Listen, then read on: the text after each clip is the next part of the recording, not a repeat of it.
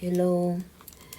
Ngayon, we will continue to study the cause of all evilness that you can see in the world today or in our society, in our country, the evilness that you can see in our community or in our family or even in our own mind or in our own body. So we are going to study the root.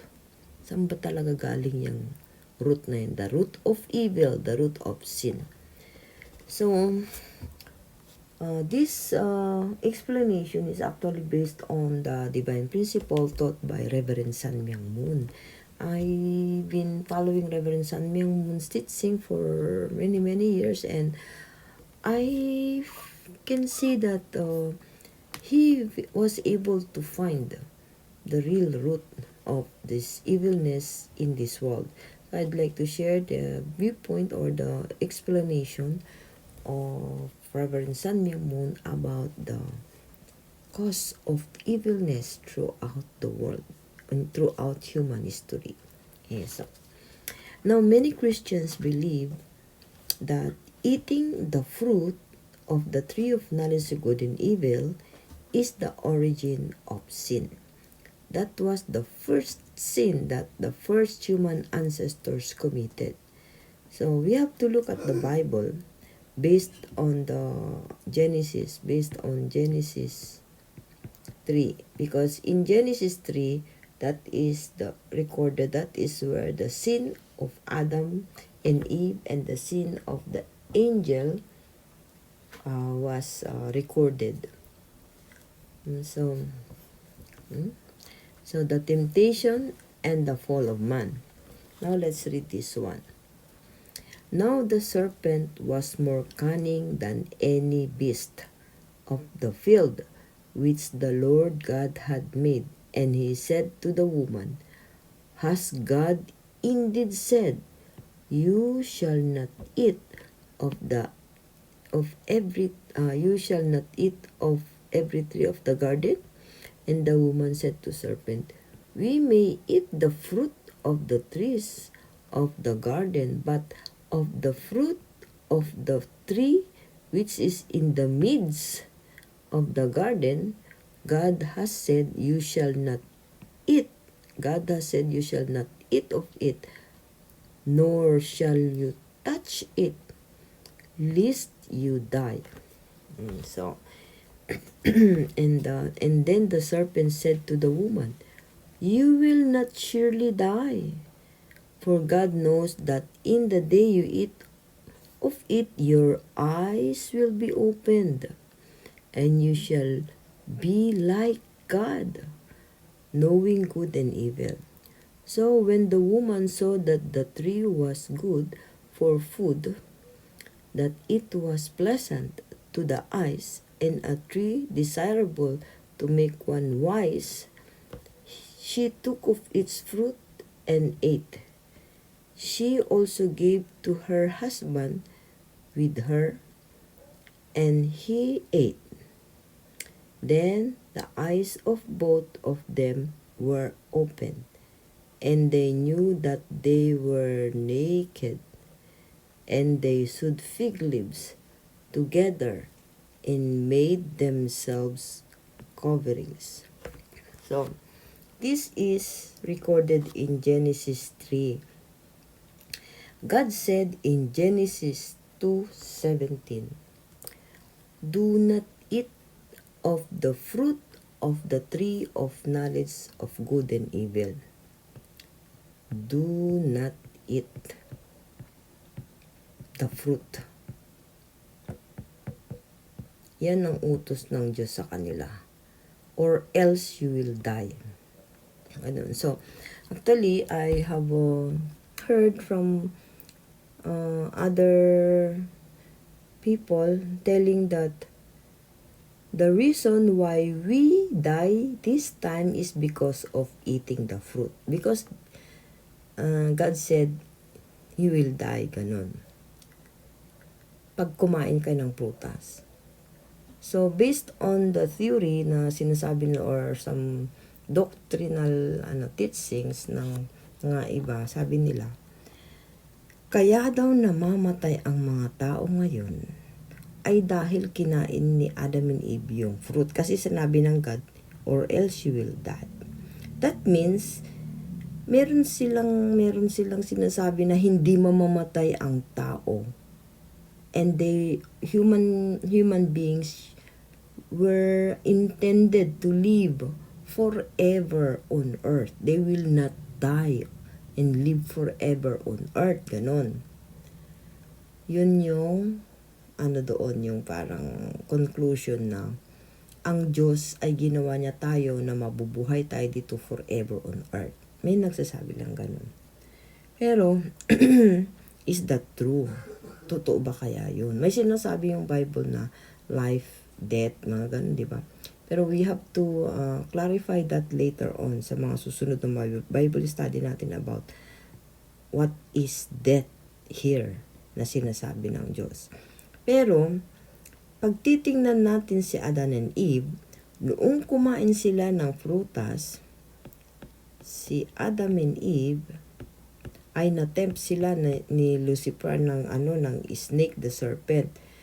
Na-tempt sila tapos kinain nila yung prutas, pero they live like, I think si Adam, he lived more than 900 years.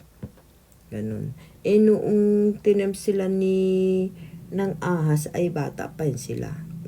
Hindi pa sila very very old. Pero si Adam nabuhay pa siya ng 900 years bago siya namatay, ganun. So that is questionable, di ba? May question doon na totoo ba 'yan, ganun. Anyway, based on our on the divine principle, we will clarify that. Pero ang unahin muna natin na ngayon na intindihan kung sino-sino ba, who are the characters involved in that first sin. Who are the characters that were involved in committing a sin that became the cause or the first sin that ever happened in humankind. So ano ba yung una, sabi doon sa Bible, doon sa Garden of Eden, merong dalawang tree na nasa gitna ng paradise. The two trees are standing together in the midst of the Garden of Eden. Nasa gitna sila ng Garden of Eden. And one tree has a fruit. Merong fruit. Yung isa, ang tawag is tree of life. Meron din siyang fruit. The other one is the tree of life, at the other one is the tree of knowledge of good and evil. So, meron daw, according to the Bible, there were two trees standing together side by side in the midst of the Garden of Eden. And God told them not to eat the fruit of this tree, the tree of knowledge of good and evil. Pero, dumating si Serpent. Sabi ng Serpent, as we have read, Eve, sinabi ba talaga ng Diyos na hindi kayo pwedeng kumain ng prutas?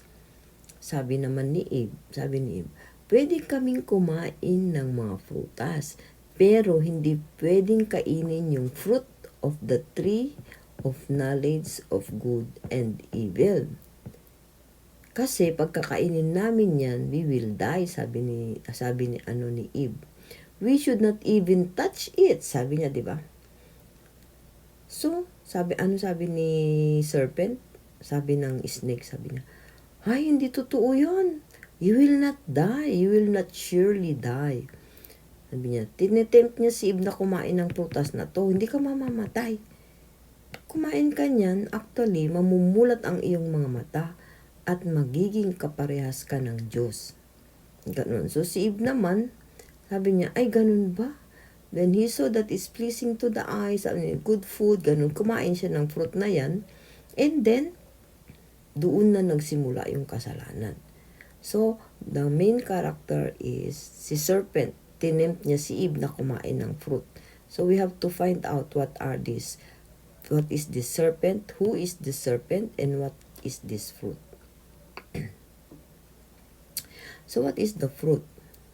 In the Bible, like in the Bible, like John 15:5 ba yun? Ay, wait. What is that verse? In the Bible said that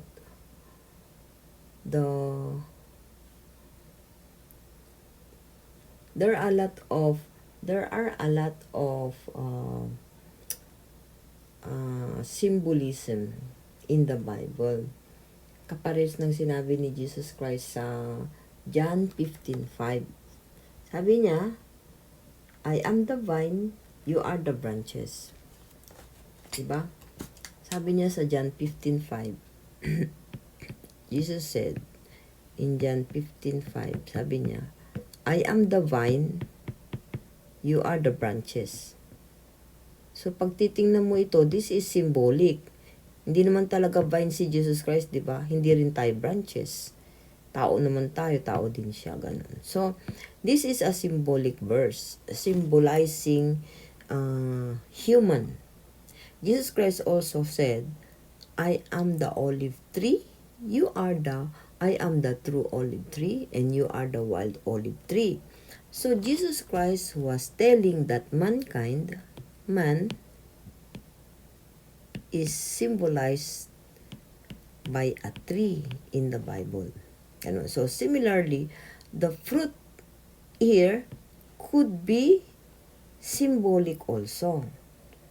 No, kasi kung literal itong fruit na to, sa palagay mo ba kakainin mo ba ito pag sinabi ng parents mo, sinabi ng somebody, huwag kang kumain yung apple na yan, mayroon niyang poison sa loob, mamamatay kapag kainin mo. Will you eat it?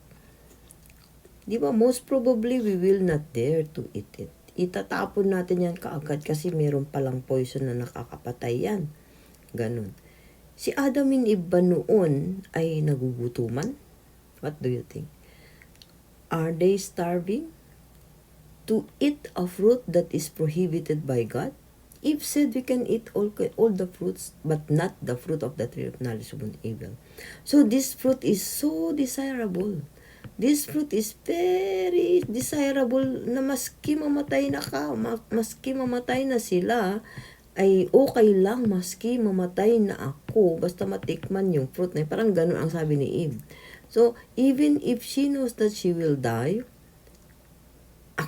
if she believes in God na mamamatay daw kami. But sabi kasi ni Serpent, you will not die.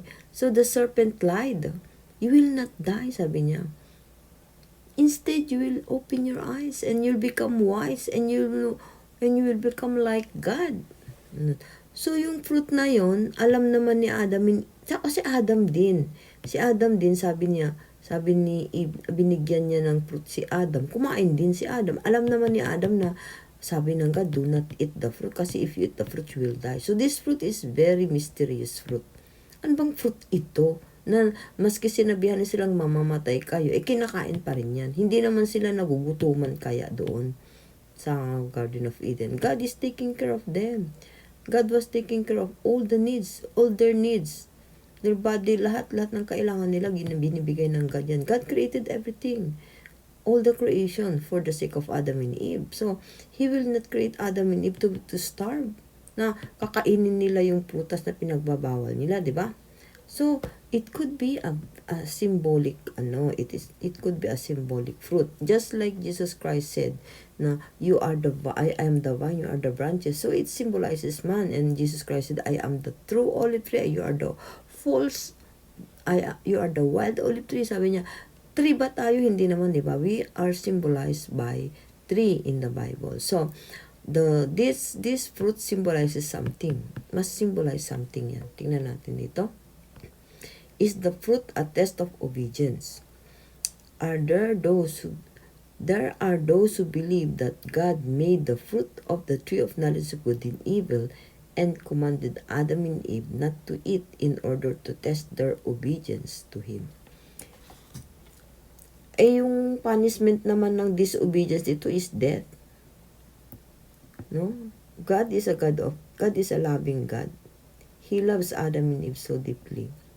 He cannot test His children, and if they failed, He will give death punishment. Death penalty kaagad. Nag-disobey ka lang. Death penalty kaagad yung ano. Meron bang ganun God? Could this be a test of obedience? What do you think? Diba? It could not be. It cannot be a test of obedience.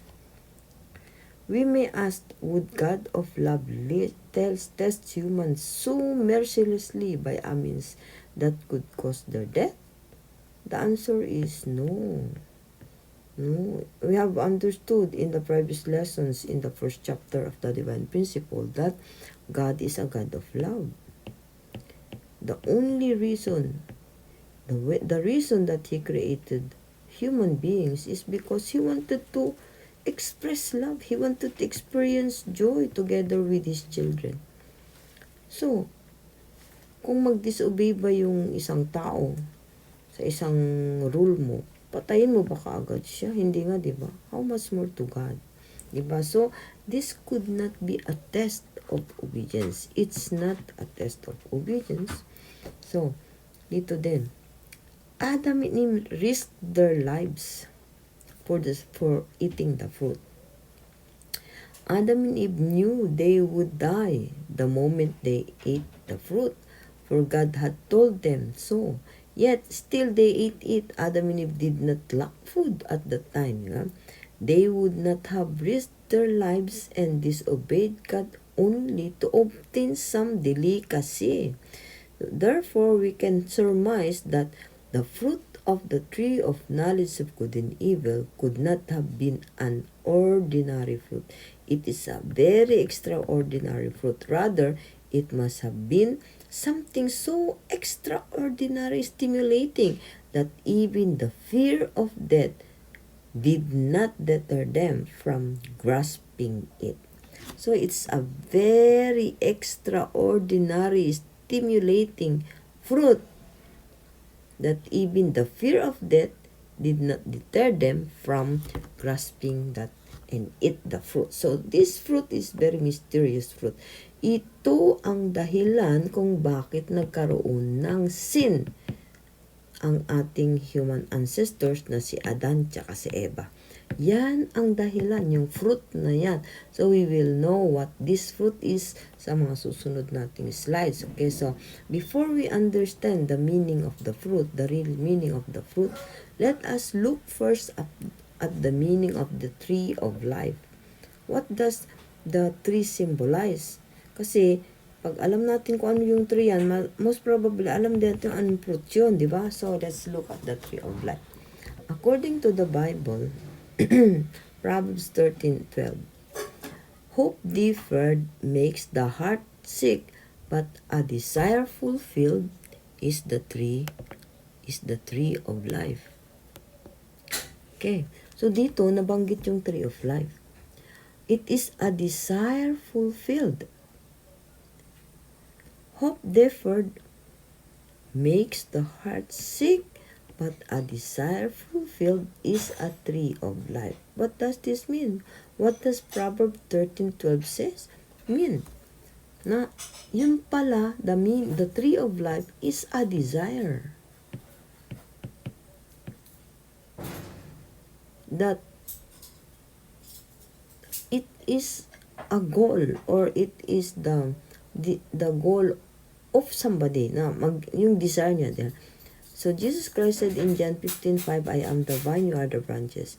If you remain in me and in you, you will bear much fruit. Apart from me, you can do nothing.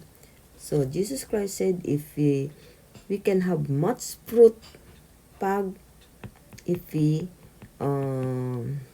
unite or follow Jesus Christ. Blessed are those, dito sa Revelation 20:14. Blessed are those who wash their robes, so that they may have the right to the tree of life, and that they may enter the city by the gate. So dito, you see, in Genesis,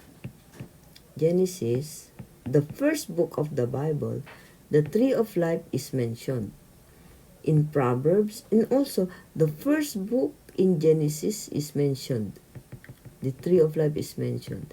And in the last book of the Bible, in Revelation, the tree of life is also mentioned. So what does the Revelation 20:14 says? Blessed are those who wash their robes, so that they may have the right to the tree of life, and that they may enter the city by the gate. So they will, yung mga naghugas ng kanilang robes, ibig sabihin yung those who cleanse themselves from evilness, then they have the right to the tree of life. So what is this tree of life talaga na yan? Ano yung tree of life? The meaning of the tree of life. Actually, sabi doon, it's a desire, di ba? Fulfilled. So what was Adam's desire? It is to be fruitful, di ba?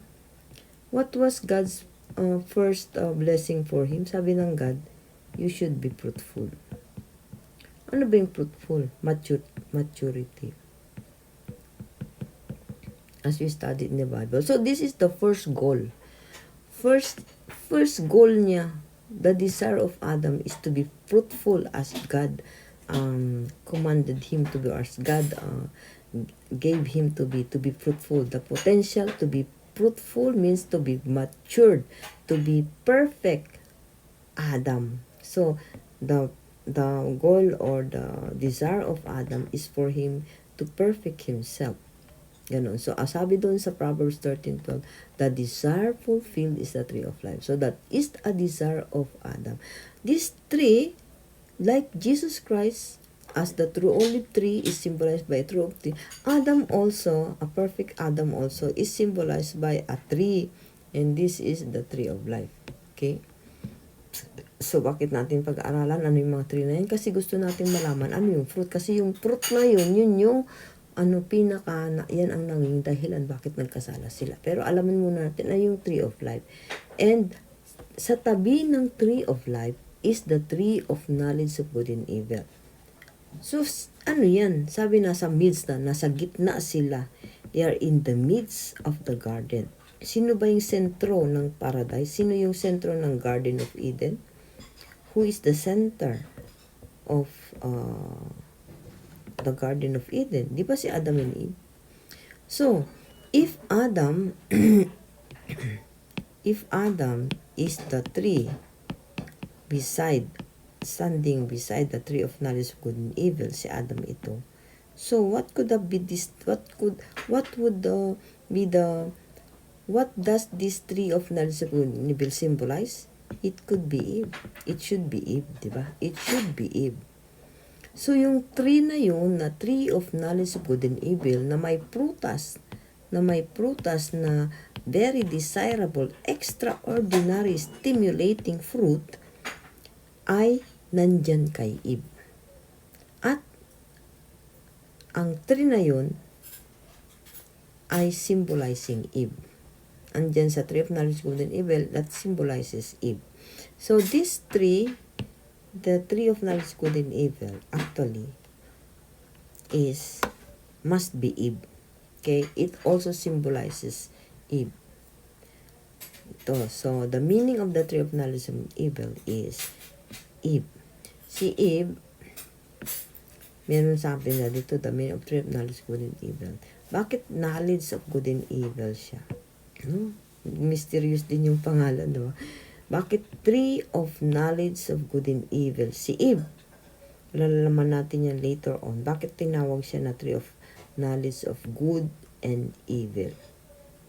So may potential siyang maging good, may potential siyang maging bad, diba? So let's see here.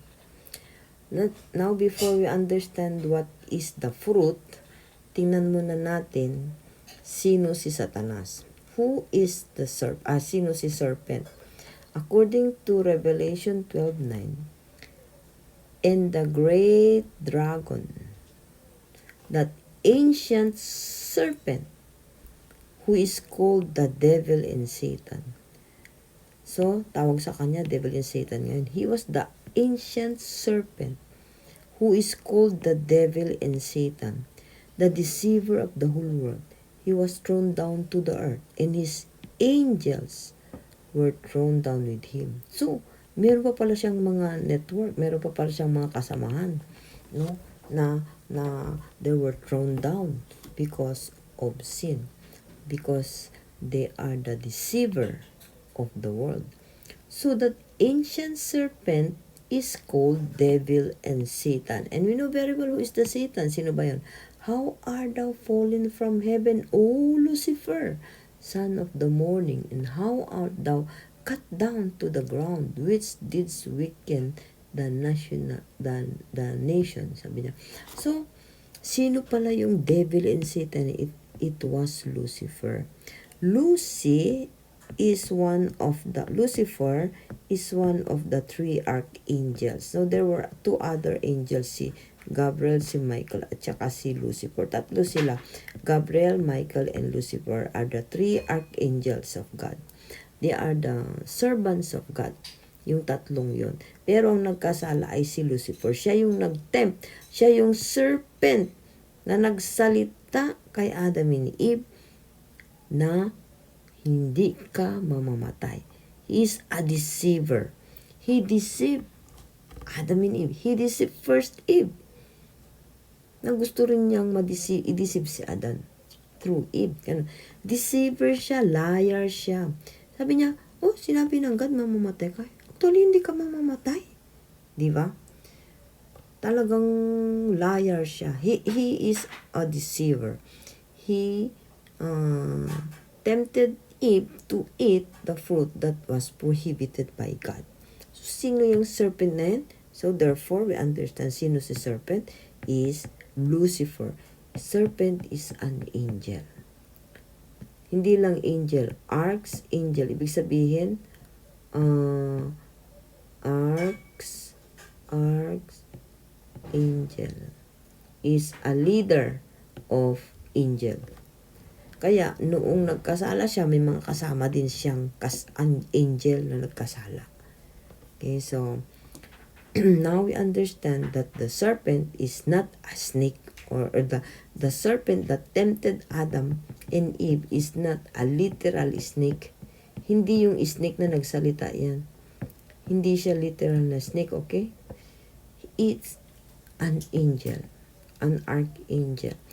That's why, because he is an archangel, he was able to speak. Diba? The angels can speak to human beings. Like Abraham before, he was visited by 3 angels. Diba? The 3 angels, sabing ganun, visited Abraham. And one of them said that you will have a son. Diba? Kasi wala pa sila anak ni Sarah. Tanda na sila, wala pa yung anak. Tapos puntang angel doon, nagsabi na, next season, ano yung sabi niya, susunod na pagbalik ko dito, may anak ka na. Ganon. So, they can speak with people. He was a spiritual being. He knew the will of God. Sinabi pala ng God sa'yo na hindi ka kakain. Alam niya, di ba? Alam niya. He knew the will of God. He is originally in a being of goodness. Sabi nga, how are you fallen from heaven? Oh, Lucifer, son of the morning sun. Sabi nga na, so he was originally created to be good. But he dominated Adam and Eve after the fall. He is known as the devil and Satan. So, itong si snake na nagsalita kay Adam and Eve noon, hindi yan talagang snake na ganitong literal na snake, kundi, he is the devil. He is Satan, the archangel. He is an angel. Okay? So, he is an angel. Symbolize the archangel Lucifer. So, the identity. So, alam na natin ngayon, no? The tree of life is Adam. The tree of knowledge of good and evil is Eve. And the serpent is Lucifer. Okay, so now, let's look at the fall of the angels. Ano ba yung ginawa nilang kasalanan? The fall of the angel and the fall of human beings. It is recorded in Jude 1, 6-7. The only Bible verse telling us what did they do, what the angel did, that they were cast out, they were thrown down to hell. Having ganon, they were thrown down to the nether glooms, ganon. So, ano ba yung kasalanan nilang ginawa? It is recorded in Jude 1, 6-7. Let's read it. And the angels who did not stay within their own position. Ano bang position ng mga archangel? Servant. Diba? They are the servant of God. Their own position of authority, but left their proper dwelling place. He has kept in eternal chains under gloomy darkness until the judgment of the great day.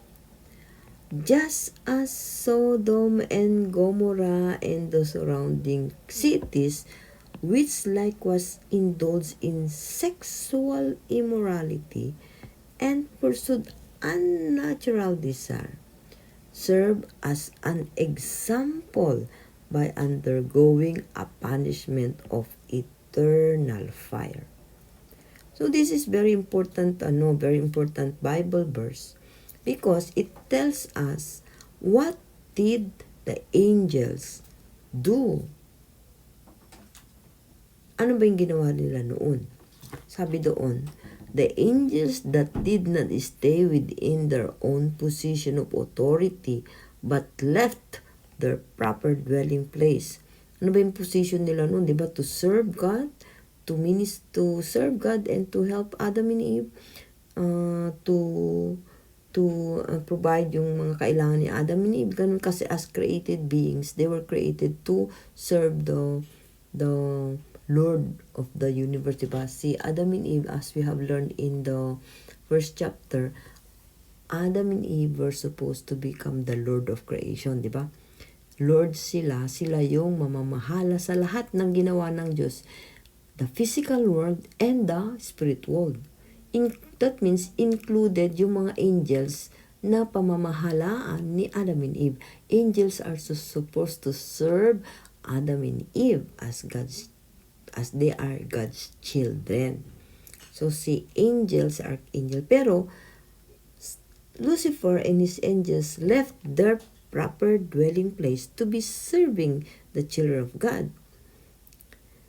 So they were doomed. They were put down, put in the gloomy darkness. Ganon. Kaparehas sila ng Sodom and Gomorrah. They are similar to Sodom and Gomorrah. Anong ginawa ng Sodom and Gomorrah? Which likewise indulged in sexual immorality and pursued unnatural desire. Okay? Sexual immorality. So, ibig sabihin nito, yung angel ay similar ang kasalanan niya si Sodom and Gomorrah. Ano yung kasalanan ng Sodom and Gomorrah? Sexual immorality. Unnatural lust. So, this is very revealing. Malalaman natin dito, ano ba talaga pala yung ginawa ni Archangel noon.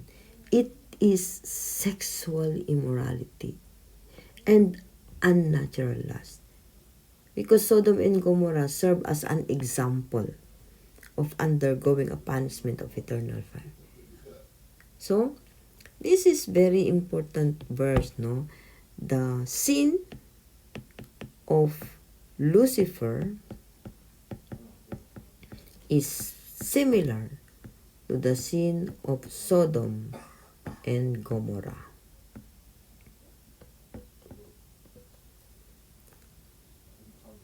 Okay, so it's similar to the sin of Sodom.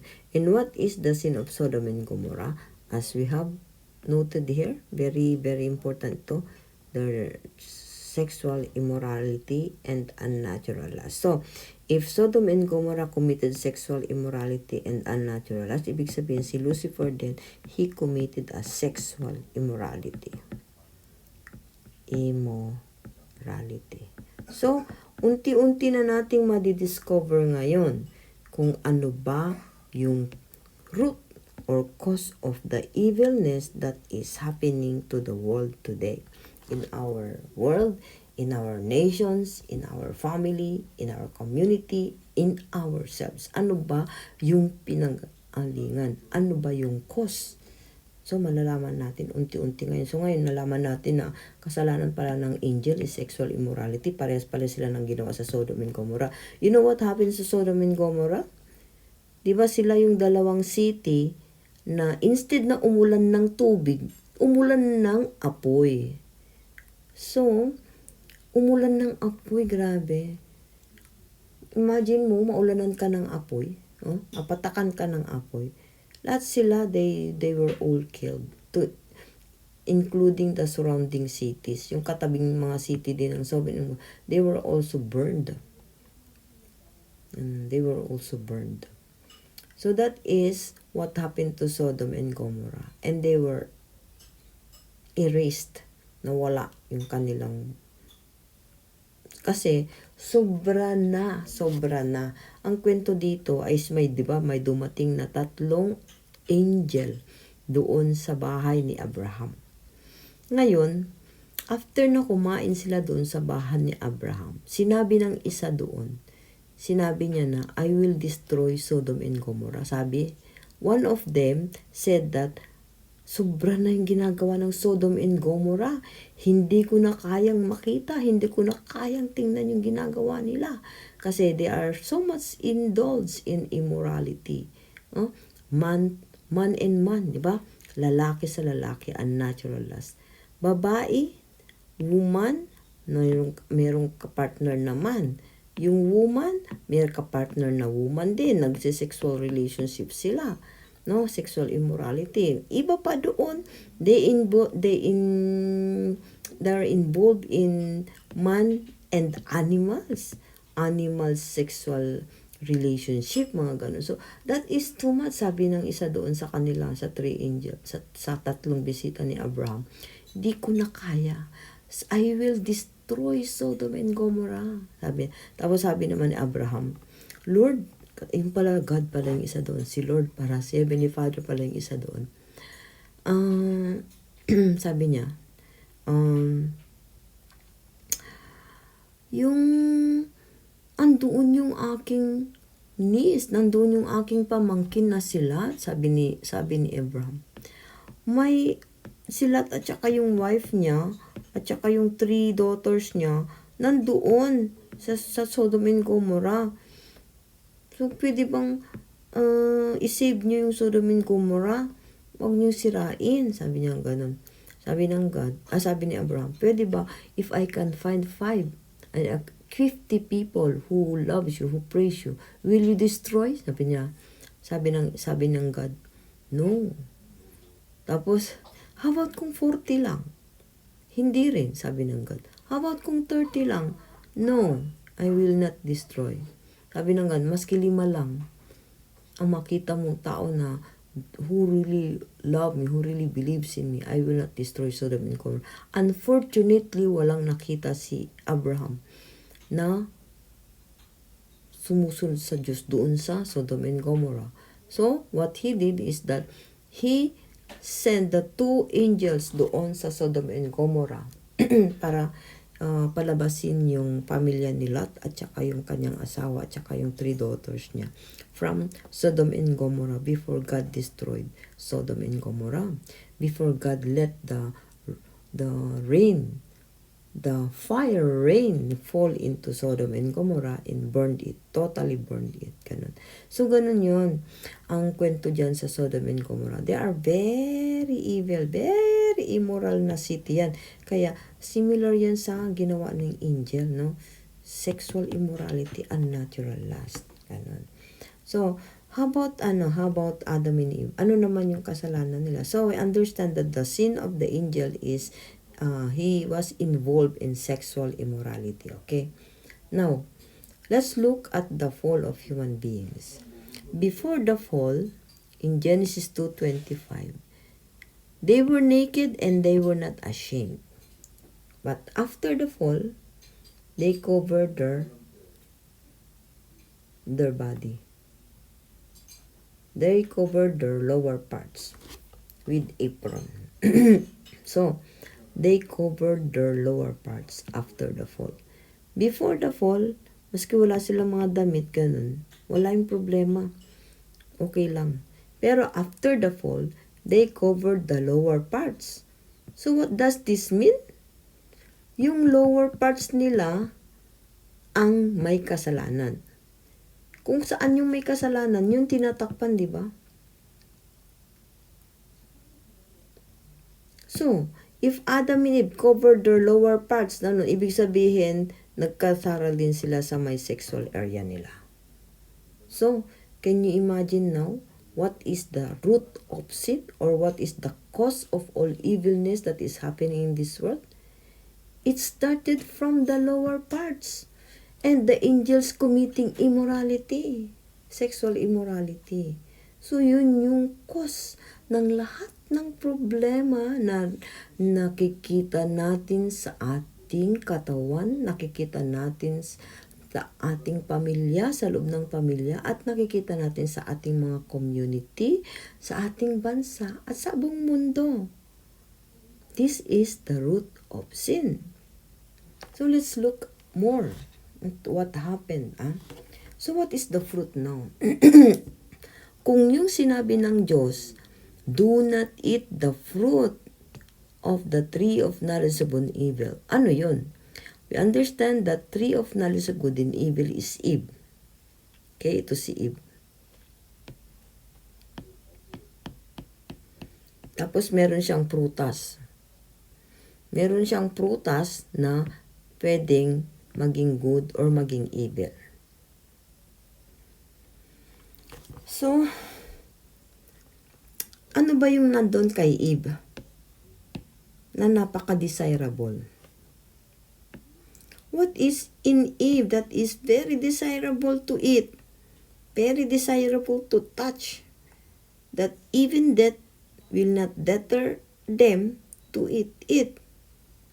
Ano yung fruit na yan? As we have learned, the sin of the archangel is sexual, involved sexual immorality, okay?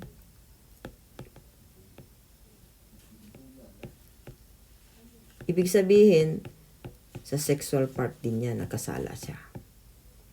Si Adam and Eve, they also covered their sexual organs, their lower parts. So ano pala yung kasalanan? Ano pala yung kinain nila? Ano yung fruit na kinain ni Lucifer? O kinain ni Eve? Ang kinain ni Eve, ang fruit na yan is the love of Eve.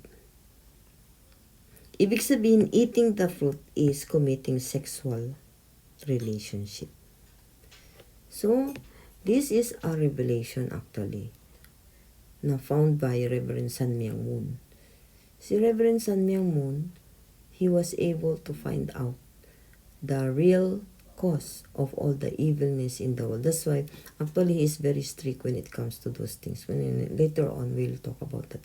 So, the fruit of the tree of knowledge of good and evil is the love of Eve. Yung sexual love ni Eve, ang minolestya ni Lucifer. At yun din ang nagamit na sexual relationship sa sexual relationship nila ni Adan. So, this is very unfortunate for all humankind. Why? Because of this sin, everybody, all of us, came to have sin, came to have inherited original sin. Yung original sin na yan yung may evil mind. Because of this original mind, meron tayong evil mind na ang hirap-hirap nating humiwalay sa kasalanan. Because we have original sin. At ang original sin na yan, ang pinanggalingan niya ay yung sexual immorality between Lucifer and Adam and Eve. So exactly what happened dito. Eating the fruit of knowledge of good and evil. Now Adam knew Eve, his wife, and conceived and born Cain, saying, I have gotten a man with the help of the Lord. So pag sinabing ganun, pag sinabi sa Bible, pag sinabi niyang now na I knew Eve, ibig sabihin na karoon na sila ng sexual relationship nila kay Eve. Siya kay Eve. And then nagkaroon na siya ng baby, si Cain. So yung sexual relationship usually is a very holy act between a true man and a true woman. Bakit holy act siya? Sexual relationship is a divine, holy act. As intended by God. This is holy relationship between a true man and a true woman. Yung multiplication. Bakit sexual act is holy act? Sexual relationship is a holy relationship. Bakit? Kasi dyan magkakaroon ng multiplication of God's children. Through sexual relationship, God can have many children on earth. Pero anong nangyari? Yun din yung ginamit ni Satanas para magkaroon siya ng mga anak dito sa mundo. Kaya nga sabi ni Jesus Christ sa John 8:44, Your father is the devil, sabi ni Jesus Christ, and your will is to do your father's desire. That is in John 8:44. Okay, so how beautiful and pleasant you are, O loved one, with all your delights. Your stature is like a palm tree, and your breasts are like its clusters. I say, I will climb the palm tree and lay hold of its fruit. Oh, may your breasts be like clusters of the vine, and the scent of your breath like apples, and your mouth like the best wine. So ito si Solomon, Songs of Solomon. He is writing about wife. He's about a woman. So yung relationship ng husband and wife, itong sinasabi niya dito sa Bible verse na to. So ngayon, maiintindihan natin ngayon na eating the fruit of the tree of knowledge of good and evil means is consummating the sexual love of Eve. Yun yung fall. Yun yung the fall of Adam and Eve. Kaya makikita natin ngayon sa buong mundo ang daming mga kung ano-anong lumalabas na ganun. Nakaka-receive sila ng mga na si Lucifer yung tempter ni yung forbidden fruit, may mga ganyan na ngayon. So this is very sad news, very sad na story kasi dahil doon sa dahil doon sa kasalanan na yon, napakugulo ng mundo natin ngayon. 'Di ba? Yan din maski sa atin, if we become sexually immoral, magugulo din yung buhay natin. Very easily Satan can dominate us. Maposes niya tayo pag meron tayong ginagawang mga immoral sexually, ganun. Because that is his weapon to destroy individuals, to destroy families, to destroy community. He is a deceiver. He is still deceiving us until now. He even deceived Jesus Christ. He even tempted Jesus Christ. Pero Jesus Christ was strong enough to overcome him. Because he does not have any. Jesus Christ has no common wala siyang base for Satan to tempt him. He has no sin, si Jesus Christ. No original sin. So, Satan cannot make any, he cannot tempt him. He just used other people like Judas para mapatay niya si Jesus Christ. Ganun. So dito yung nakedness after the fall became shameful. Nakedness become dirty after the fall. Nakedness before the fall is not shameful.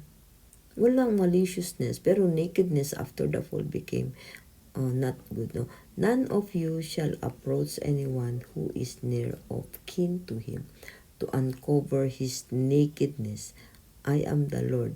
The nakedness of your father or the nakedness of your mother you shall not uncover.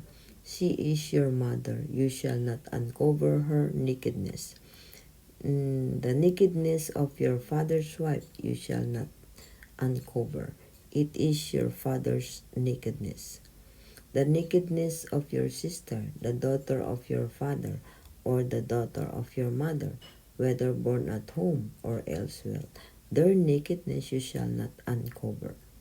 The nakedness of your son's daughter or your daughter's daughter, their nakedness you shall not uncover, for theirs is your own nakedness.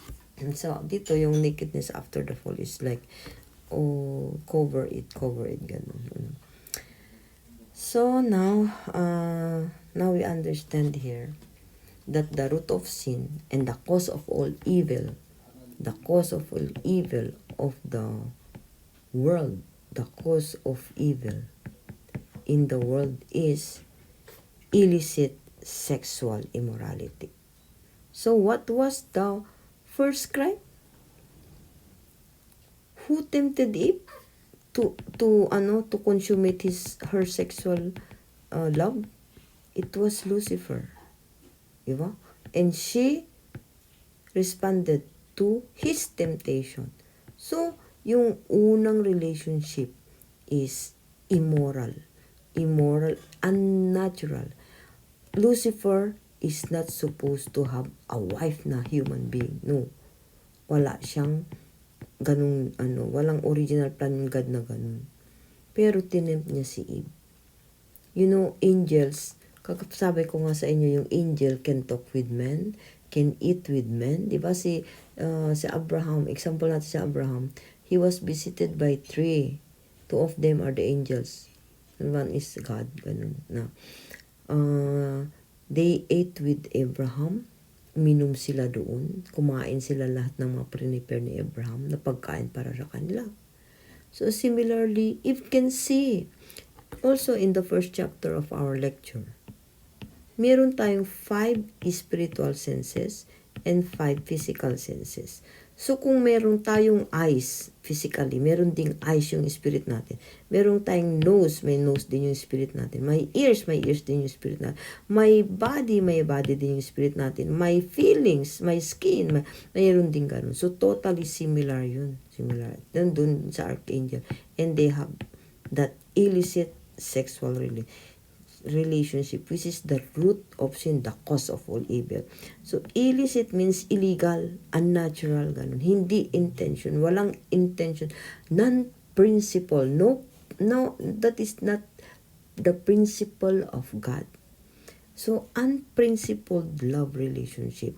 And then, ano pa yung ano naman yung nangyari dito kay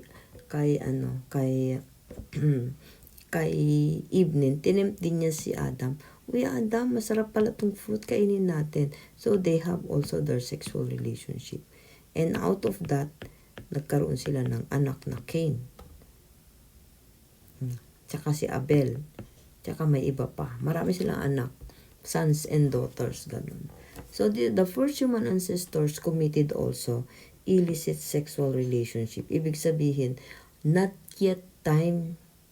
Sabi ko kanina, this sexual relationship is not bad.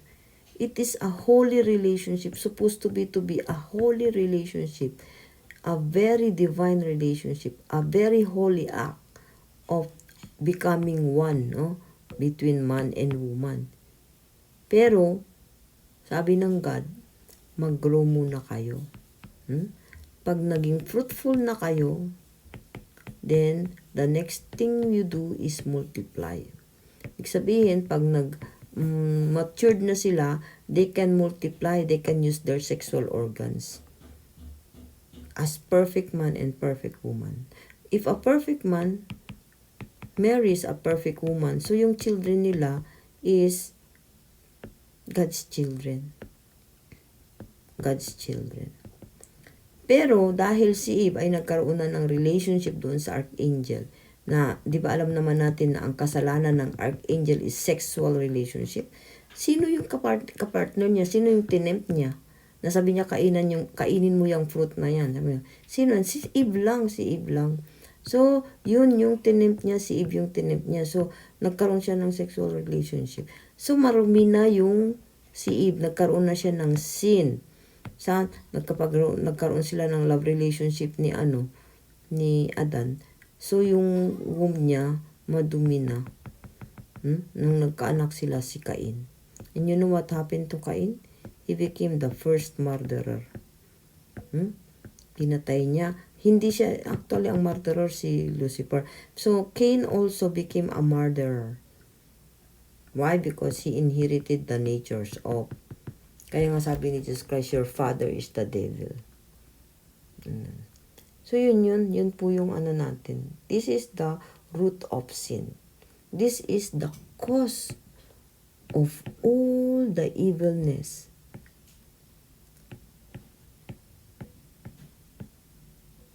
Evilness in the world, in our nation. Corruption, yung ayaw natin sa mga corruption. Ayaw natin sa mga war, sa murder, sa mga ganun. Saan yun nanggaling dito? Ito ang pinanggalingan ng lahat ng evilness sa mundo. Now, if you understand that this is the root of sin, the cause of all evilness that you can see in the world, now we have a way to solve it. Masosolve natin yun ngayon kasi alam na natin yung cause. And the cause is illicit sexual relationship. Okay, so that's why it's very difficult to overcome this sin.